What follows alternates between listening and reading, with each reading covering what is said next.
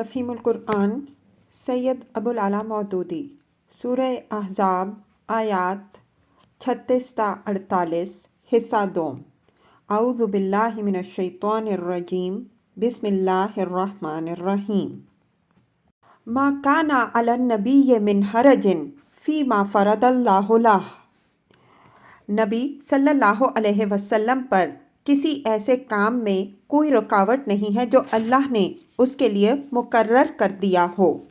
تفسیر: ان الفاظ سے یہ بات صاف ظاہر ہوتی ہے کہ دوسرے مسلمانوں کے لیے تو اس طرح کا نکاح محض مباح ہے، مگر نبی صلی اللہ علیہ وسلم کے لیے یہ ایک فرض تھا جو اللہ نے آپ صلی اللہ علیہ وسلم پر عائد کیا تھا۔ سنت اللہ فی الذین خلو من قبل، یہی اللہ کی سنت ان سب انبیاء علیہم السلام کے معاملے میں رہی ہے جو پہلے گزر چکے ہیں۔ وَكَانَ أَمْرُ اللَّهِ قَدْرًا مَقْدُورًا، اور اللہ کا حکم ایک قطعی طے شدہ فیصلہ ہوتا ہے۔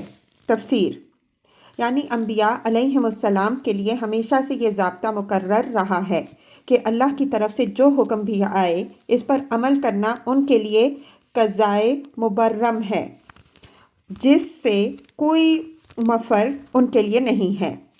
جب اللہ تعالیٰ اپنے نبی پر کوئی کام فرض کرتے تو اسے وہ کام کر کے ہی رہنا ہوتا ہے، خواہ ساری دنیا اس کی مخالفت پر تل گئی ہو۔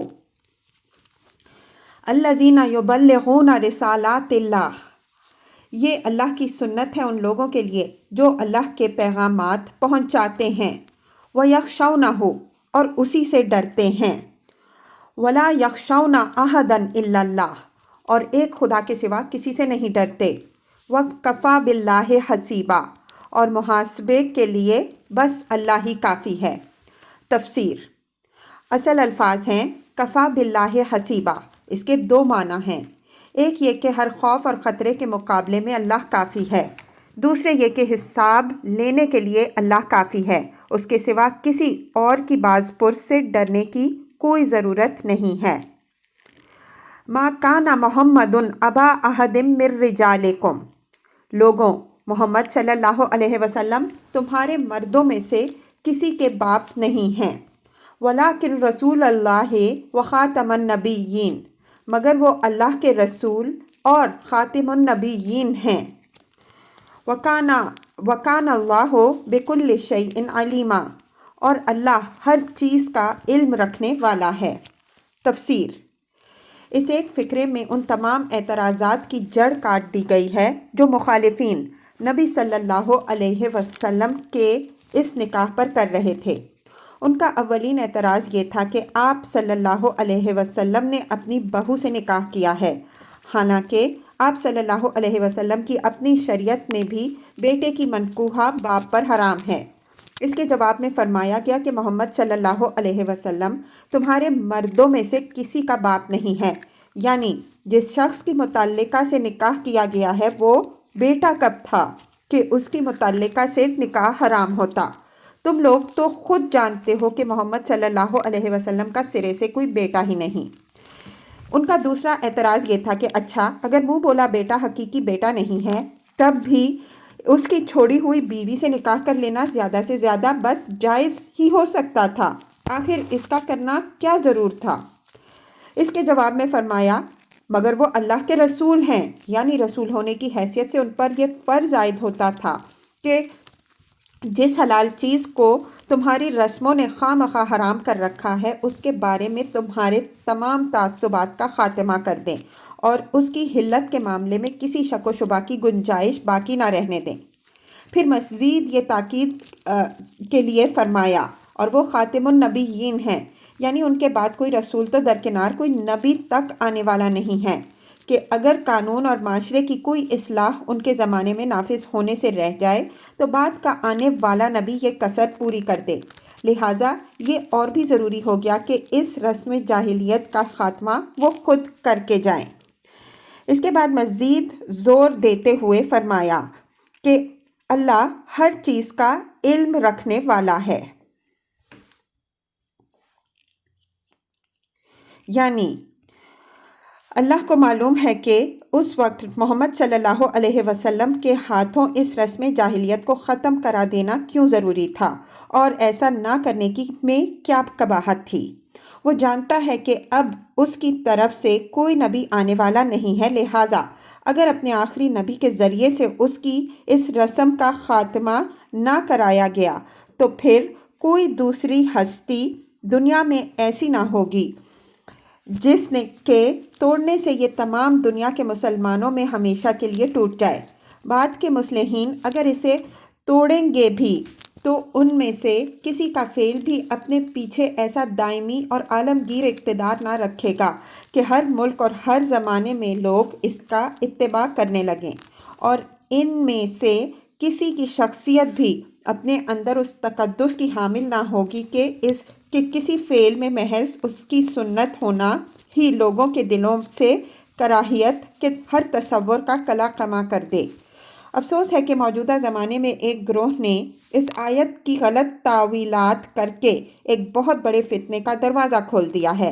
इसलिए ख़त्म नबूवत के मसले की पूरी तौज़ीह और इस ग्रोह की फैलाई हुई गलत फहमियों की तरदीद के लिए हमने इस सूरा में की तफसीर के आखिर में एक मुफस्सिल ज़मीमा शामिल कर दिया है।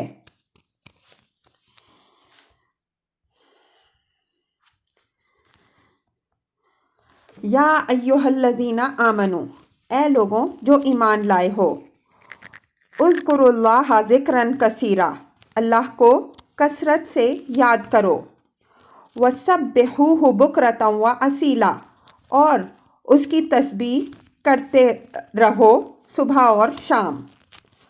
तफसीर, इससे मकसूद मुसलमानों को ये तलकीन करना है कि जब दुश्मनों की तरफ से अल्लाह के रसूल सल्लल्लाहु अलैहि वसल्लम पर तानो तशनी की बौछार हो रही हो और दीन हक को ज़क पहुँचाने के लिए ज़ात रसूल सल्लल्लाहु अलैहि वसल्लम को हदफ बनाकर प्रोपेगेंडे का तूफ़ान बर्पा किया जा रहा हो, ऐसी हालत में अहले ईमान का काम ना तो ये है कि इन बेहूदगियों को इत्मीनान के साथ सुनते रहें और ना ये है कि ख़ुद भी दुश्मनों के फैलाए हुए शुकूक व शुबहात में मुब्तला हों और ना ये कि जवाब में उनसे गालम गलोच करने लगें, बल्कि उनका काम ये है कि आम दिनों से बढ़कर उस ज़माने में खुसूसियत के साथ अल्लाह को और ज़्यादा याद करें। अल्लाह को कसरत से याद करने का मफ़हूम हाशिया 63 में बयान किया जा चुका है। सुबह और शाम तस्बीह करने से मुराद दाइमन तस्बीह करते रहना है और तस्बीह के माना अल्लाह की पाकीज़गी बयान करने के हैं, ना कि महज दानों वाली तस्बीह फिराने के। हुवल्लज़ी युसल्ली अलैकुम व मलाइकतुहु लियुखरिजकुम मिनज़्ज़ुलुमाति इलन-नूर, वही है जो तुम पर रहमत फरमाता है और उसके मलाइका तुम्हारे लिए दुआए रहमत करते हैं ताकि वो तुम्हें तारीकियों से रोशनी में निकाल लाए। वकाना बिल मोमिनीना रहीमा, और वो मोमिनों पर बहुत मेहरबान है। तफसीर, इससे मकसूद मुसलमानों को ये एहसास दिलाना है कि कुफ़ार व मुनाफिकीन की सारी जलन और कुढ़न इस रहमत ही की तो वजह से है जो अल्लाह के इस रसूल सल्लल्लाहु अलैहि वसल्लम की बदौलत तुम्हारे ऊपर हुई है। उसी के ज़रिए से ईमान की दौलत तुम्हें नसीब हुई, कुफ्र व जाहिलियत की तारीकियों से निकल कर तुम इस्लाम की रोशनी में आए और तुम्हारे अंदर ये बुलंद अखलाकी और इज्तमाई औसाफ पैदा हुए जिनके बायस तुम एलानिया दूसरों से बरतर नज़र आते हो। उसी का गुस्सा है जो हासिद लोग अल्लाह के रसूल सल्लल्लाहु अलैहि वसल्लम पर निकाल रहे हैं। इस हालत में कोई ऐसा रवैया इख्तियार ना कर बैठना जिससे तुम खुदा की रहमत से महरूम हो जाओ। सलात का लफ्ज़ जब अला के सिले के साथ अल्लाह ताला की तरफ से बंदों के हक़ में इस्तेमाल होता है तो इसके माना रहमत, मेहरबानी और शफ़क़त के होते हैं, और जब मलाइका की तरफ से इंसानों के हक़ में इस्तेमाल होता है तो इसके माना दुआए रहमत के होते हैं। यानी मलाइका इंसानों के हक़ में अल्लाह ताला से दुआ करते हैं कि तू इन पर फ़ज़ल फरमा और अपनी इनायात से इन्हें सरफराज कर। एक मफ़हूम युसल्ली अलैकुम का ये भी है कि यशी अलैकुम ज़िक्र अल जमील फ़ी इबादिल्लाह, یعنی اللہ تعالیٰ تمہیں اپنے بندوں کے درمیان ناموری عطا فرماتا ہے اور تمہیں اس درجے کو پہنچا دیتا ہے کہ خلق خدا تمہاری تعریف کرنے لگتے ہیں اور ملائکہ تمہاری مداح و ثناء کے چرچے کرتے ہیں۔ تحیتہم یوم یلقونہ سلام، جس روز وہ اس سے ملیں گے ان کا استقبال سلام سے ہوگا۔ تفسیر۔ اصل الفاظ ہیں تحیتہم یوم یلقونہ سلام، ان کا تحیہ اس سے ملاقات کے روز سلام ہوگا۔ اس کے 3 مطلب ہو سکتے ہیں۔ ایک یہ کہ اللہ تعالیٰ خود السلام علیکم کے ساتھ ان کا استقبال فرمائے گا، جیسے کہ سورہ یاسین میں فرمایا سلام قولا من رب الرحیم، آیت 48۔ دوسرے یہ کہ ملائکہ ان کو سلام کریں گے، جیسے کہ سورہ نحل میں ارشاد ہوا الذین تتوفاہم الملائکۃ طیبین یقولون سلام علیکم ادخلوا الجنۃ بما کنتم تعملون، آیت 32۔ جن لوگوں کی روحیں ملائکہ اس حالت میں قبض کرتے ہیں کہ وہ پاکیزہ لوگ تھے، ان سے وہ کہیں گے کہ سلامتی ہو تم پر، داخل ہو جاؤ جنت میں اپنے ان نیک اعمال کی بدولت جو تم دنیا میں کرتے تھے۔ تیسرے یہ کہ وہ خود آپس میں ایک دوسرے کو سلام کریں گے، جیسے سورہ یونس میں فرمایا دعواہم فیہا سبحانک اللہم وتحیتہم فیہا سلام وآخر دعواہم ان الحمد للہ رب العالمین، آیت 10۔ وہاں ان کی صدا یہ ہوگی کہ خدایا پاک ہے تیری ذات، ان کا تحیہ ہوگا سلام، اور ان کی تان ٹوٹے گی اس بات پر کہ ساری تعریف اللہ رب العالمین کے لیے ہے۔ وَأَعَدَّ لَهُمْ أَجْرًا كَرِيمًا، اور ان کے لیے اللہ نے بڑا باعزت اجر فراہم کر رکھا ہے۔ یا ایہا النبی، اے نبی صلی اللہ علیہ وسلم۔ تفسیر۔ مسلمانوں کو نصیحت کرنے کے بعد اب اللہ تعالیٰ اپنے نبی صلی اللہ علیہ وسلم کو خطاب کر کے چند کلمات تسکین ارشاد فرماتا ہے۔ مقصود کلام یہ ہے کہ آپ صلی اللہ علیہ وسلم کو ہم نے یہ کچھ مراتب عالیہ بخشے ہیں۔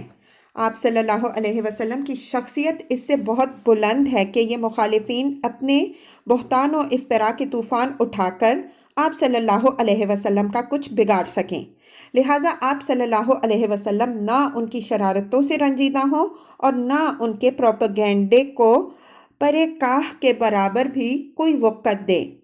اپنے فرائض منصبی ادا کیے جائیں اور انہیں جو کچھ ان کا جی چاہے بکنے دیجیے۔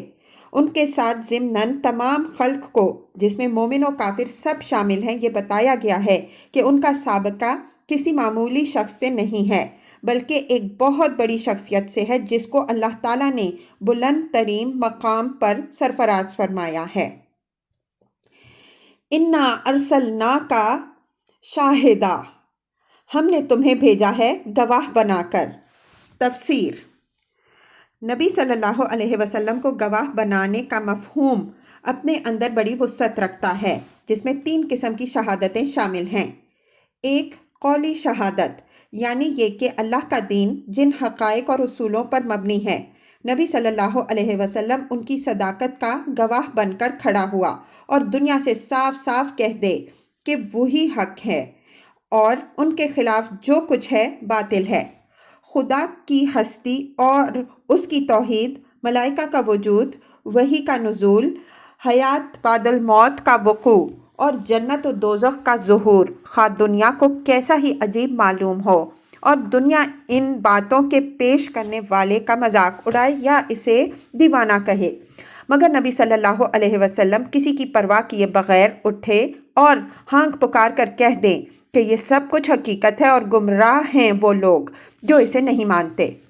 اسی طرح اخلاق اور تہذیب اور تمدن کے جو تصورات، اقدار، اصول اور ضابطے خدا نے اس پر منکشف کیے ہیں، انہیں اگر ساری دنیا غلط کہتی ہو اور ان کے خلاف چل رہی ہو، تب بھی نبی کا کام یہ ہے کہ انہی کو علل اعلان پیش کرے اور ان تمام خیالات اور طریقوں کو غلط قرار دے جو ان کے خلاف دنیا میں رائج ہوں۔ اسی طرح جو کچھ خدا کی شریعت میں حلال ہے نبی اس کو حلال ہی کہے، خواہ ساری دنیا اسے حرام سمجھتی ہو، اور جو کچھ خدا کی شریعت میں حرام ہے نبی اس کو حرام ہی کہے، خواہ ساری دنیا اسے حلال و طیب قرار دے دے۔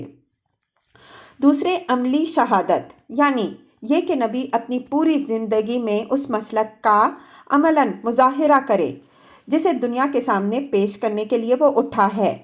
جس چیز کو وہ برائی کہتا ہے اس کے ہر شائبے سے اس کی زندگی پاک ہو، جس چیز کو وہ بھلائی کہتا ہے اس کی اپنی سیرت میں وہ پوری شان کے ساتھ جلوہ گر ہو، جس چیز کو وہ فرض کہتا ہے اسے ادا کرنے میں وہ سب سے بڑھ کر ہو، جس چیز کو وہ گناہ کہتا ہے اس سے بچنے میں کوئی اس کی برابری نہ کر سکے، جس قانون حیات کو وہ خدا کا قانون کہتا ہے اسے نافذ کرنے میں وہ کوئی کسر نہ اٹھا رکھے، اس کا اپنا اخلاق و کردار اس بات پر گواہ ہو کہ وہ اپنی دعوت میں کس قدر سچا اور کتنا مخلص ہے، اور اس کی ذات اس کی تعلیم کا ایسا مجسم نمونہ ہو جسے دیکھ کر ہر شخص معلوم کر لے کہ جس دین کی طرف وہ دنیا کو بلا رہا ہے وہ کس معیار کا انسان بنانا چاہتا ہے، کیا کردار اس میں پیدا کرنا چاہتا ہے اور کیا نظام زندگی اس سے برپا کرانا چاہتا ہے۔ تیسرے، اخروی شہادت، یعنی آخرت میں جب اللہ کی عدالت قائم ہو اس وقت نبی اس امر کی شہادت دے کہ جو پیغام اس کے سپرد کیا گیا تھا وہ اس نے بے کم و کاست لوگوں تک پہنچا دیا اور ان کے سامنے اپنے قول اور عمل سے حق واضح کر دینے میں اس نے کوئی کوتاہی نہیں کی۔ اسی شہادت پر یہ فیصلہ کیا جائے کہ وہ ماننے والے کس جزا کے اور نہ ماننے والے کس سزا کے مستحق ہیں۔ اس سے اندازہ کیا جا سکتا ہے کہ نبی صلی اللہ علیہ وسلم کو شہادت کے مقام پر کھڑا کر کے اللہ تعالیٰ نے کتنی بڑی ذمہ داری آپ صلی اللہ علیہ وسلم پر ڈالی تھی، اور وہ کیسی عظیم شخصیت ہونی چاہیے جو اس مقام بلند پر کھڑی ہو سکے۔ ظاہر بات ہے کہ نبی صلی اللہ علیہ وسلم سے دین حق کی قولی اور عملی شہادت پیش کرنے میں ذرہ برابر بھی کوئی کوتاہی نہیں ہوئی ہے، تبھی تو آخرت میں آپ صلی اللہ علیہ وسلم یہ شہادت دے سکیں گے کہ میں نے لوگوں پر حق پوری طرح واضح کر دیا تھا، اور تبھی اللہ کی حجت لوگوں پر قائم ہوگی۔ ورنہ اگر معاذ اللہ آپ صلی اللہ علیہ وسلم ہی سے یہاں شہادت ادا کرنے میں کوئی کسر رہ گئی ہو تو نہ آپ صلی اللہ علیہ وسلم آخرت میں ان پر گواہ ہو سکتے ہیں اور نہ منکرین حق کے خلاف مقدمہ ثابت ہو سکتا ہے۔ بعض لوگوں نے اس شہادت کو یہ معنی پہنانے کی کوشش کی ہے کہ نبی صلی اللہ علیہ وسلم آخرت میں لوگوں کے اعمال پر شہادت دیں گے، اور اس سے وہ یہ استدلال کرتے ہیں کہ حضور صلی اللہ علیہ وسلم تمام لوگوں کے اعمال دیکھ رہے ہیں، ورنہ بے دیکھے شہادت کیسے دے سکیں گے۔ لیکن قرآن مجید کی روح سے یہ تعویل قطعاً غلط ہے۔ قرآن ہمیں بتاتا ہے کہ لوگوں کے اعمال پر شہادت قائم کرنے کے لیے تو اللہ تعالیٰ نے ایک دوسرا ہی نظام فرمایا ہے۔ اس غرض کے لیے اس کے فرشتے ہر شخص کا نامہ اعمال تیار کر رہے ہیں۔ ملاحظہ ہو قاف آیات 17 تا 18 اور کہف آیت 49، اور اس کے لیے وہ لوگوں کے اپنے اعضاء سے بھی گواہی لے لے گا۔ یاسین 45، حامیم السجدہ 20 تا 21۔ رہے انبیاء علیہم السلام تو ان کا کام بندوں کے اعمال پر گواہی دینا نہیں بلکہ اس بات پر گواہی دینا ہے کہ بندوں تک حق پہنچا دیا گیا تھا۔ قرآن صاف فرماتا ہے، یوم یجمع اللہ الرسل فیقول ماذا اجبتم قالوا لا علم لنا انک انت علام الغیوب۔ المائدہ 109۔ جس روز اللہ تمام رسولوں کو جمع کرے گا پھر پوچھے گا کہ تمہاری دعوت کا کیا جواب دیا گیا، تو وہ کہیں گے کہ ہم کو کچھ خبر نہیں، تمام غیب کی باتوں کو جاننے والے تو آپ ہی ہیں۔ اور اسی سلسلے میں حضرت عیسیٰ علیہ السلام کے متعلق قرآن کہتا ہے کہ جب ان سے عیسائیوں کی گمراہی کے متعلق سوال ہوگا تو وہ عرض کریں گے، وَكُنْتُ عَلَيْهِمْ شَهِيدًا مَا دُمْتُ فِيهِمْ فَلَمَّا تَوَفَّيْتَنِي كُنْتَ أَنْتَ الرَّقِيبَ عَلَيْهِمْ۔ المائدہ 117۔ میں جب تک ان کے درمیان تھا اسی وقت تک ان پر گواہ تھا، جب آپ نے مجھے اٹھا لیا تو آپ ہی ان پر نگران تھے۔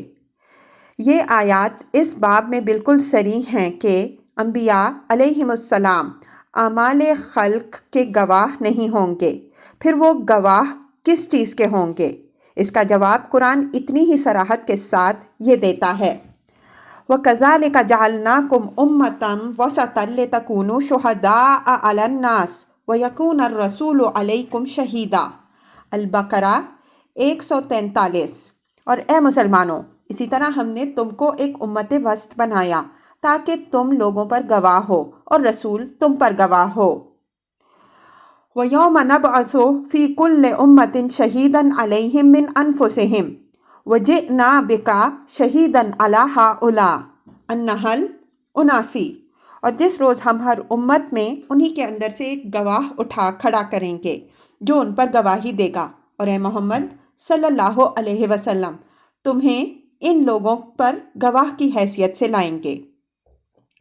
اس سے معلوم ہوا کہ قیامت کے روز نبی صلی اللہ علیہ وسلم کی شہادت اپنی نوعیت میں اس شہادت سے مختلف نہ ہوگی جسے ادا کرنے کے لیے حضور صلی اللہ علیہ وسلم کی امت کو اور ہر امت پر گواہی دینے والے شہداء کو بلایا جائے گا۔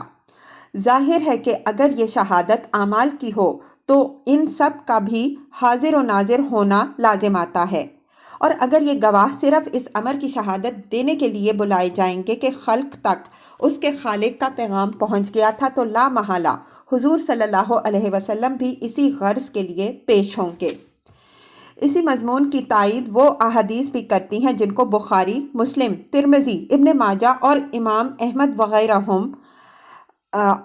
نے حضرت عبداللہ بن مسعود رضی اللہ عنہ، عبداللہ بن عباس رضی اللہ عنہ، ابو درداء رضی اللہ عنہ، انس بن مالک رضی اللہ عنہ اور بہت سے دوسرے صحابہ رضی اللہ عنہم اجمعین سے نقل کیا ہے، جن کا مشترک مضمون یہ ہے کہ نبی صلی اللہ علیہ وسلم قیامت کے روز اپنے بعض اصحاب کو دیکھیں گے کہ وہ لائے جا رہے ہیں، مگر وہ آپ صلی اللہ علیہ وسلم کی طرف آنے کے بجائے دوسرے رخ پر جا رہے ہوں گے یا دھکیلے جا رہے ہوں گے۔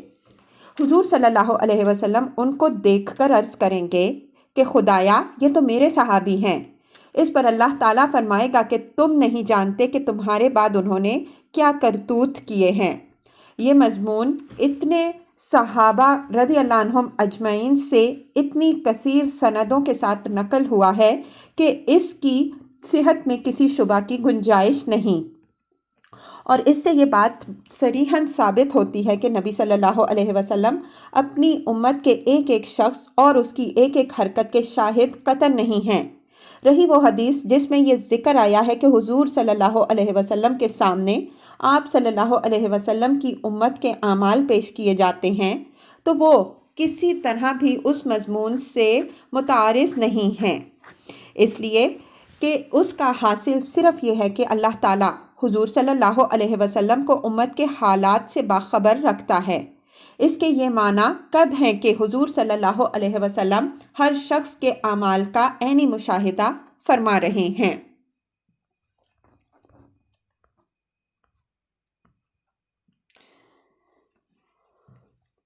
وَمُبَشِّرًا، اور بشارت دینے والا، وَنَذِيرًا، اور ڈرانے والا بنا کر۔ تفسیر۔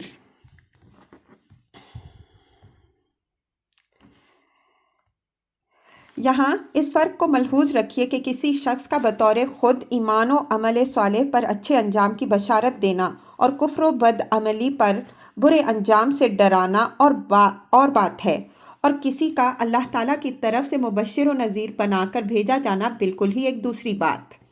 جو شخص اللہ تعالیٰ کی طرف سے اس منصب پر مامور ہو وہ تو اپنی بشارت اور اپنے انذار کے پیچھے لازماً ایک اقتدار رکھتا ہے جس کی بنا پر اس کی بشارتوں اور اس کی تنبیہوں کو قانونی حیثیت حاصل ہو جاتی ہے۔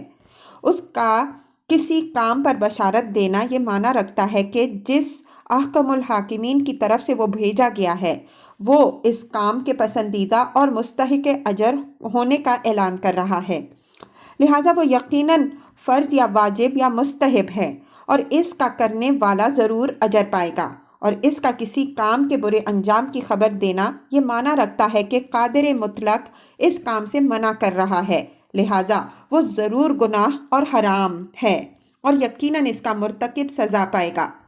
یہ حیثیت کسی غیر مامور کی بشارت اور تنبیہ کو کبھی حاصل نہیں ہو سکتی۔ وَدَاعِيًا إِلَى اللَّهِ بِإِذْنِهِ، اور اللہ کی اجازت سے اس کی طرف دعوت دینے والا۔ تفسیر۔ یہاں بھی ایک عام مبلغ کی تبلیغ اور نبی کی تبلیغ کے درمیان وہی فرق ہے جس کی طرف اوپر اشارہ کیا گیا ہے۔ دعوت اللہ تو ہر مبلغ دیتا اور دے سکتا ہے، مگر وہ اللہ کی طرف سے اس کام پر مامور نہیں ہوتا۔ اس کے برعکس نبی اللہ کے اذن سینکشن سے دعوت دینے اٹھتا ہے۔ اس کی دعوت نری تبلیغ نہیں ہے، بلکہ اس کے پیچھے بھی اس کے بھیجنے والے رب العالمین کی فرما روائی کا زور ہوتا ہے۔ اسی بنا پر اللہ کے بھیجے ہوئے داعی کی مزاحمت خود اللہ کے خلاف جنگ قرار پاتی ہے، جس طرح دنیاوی حکومتوں میں سرکاری کام انجام دینے والے سرکاری ملازم کی مزاحمت خود حکومت کے خلاف جنگ سمجھی جاتی ہے۔ وَسِرَاجًا مُنِيرًا، اور روشن چراغ بنا کر۔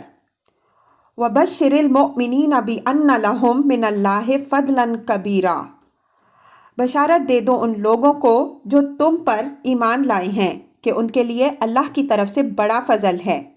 وَلَا تُطِعِ الْكَافِرِينَ وَالْمُنَافِقِينَ، اور ہرگز نہ دبو کفار اور منافقین سے۔ وَدَعْ أَذَاهُمْ، کوئی پرواہ نہ کرو ان کی اذیت رسانی کی۔ وَتَوَكَّلْ عَلَى اللَّهِ، اور بھروسہ کر لو اللہ ہی پر۔ وَكَفَى بِاللَّهِ وَكِيلًا، اللہ ہی اس کے لیے کافی ہے کہ آدمی اپنے معاملات اس کے سپرد کر دے۔